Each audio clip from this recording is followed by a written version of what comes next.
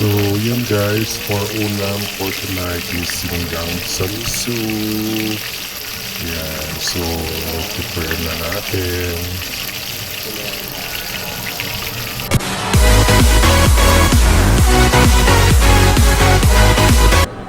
So, yun nga, bumili ako sa palengke ng mga isasawang gulay.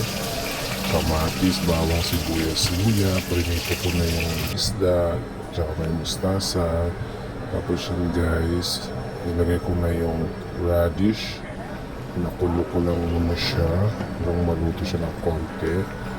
Tapos nilagay ko na rin po yung okra, tsaka sili. Yan. By the way guys, ginisa ko pala na yan. Kumbaga, sinangkutsa ko siya sa konting mantika, ginisa ko para mas masarap lang. Yan. Tapos nilagay ko na yung mustasa. Masarap yung half cook yung mustasa. Tapos kain na. Ito yung natuto ko kanina. Ikaw.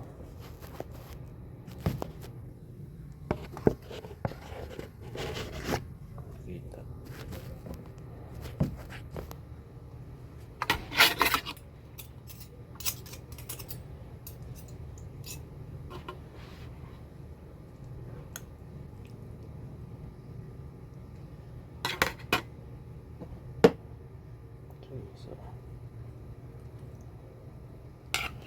Sinigang salso.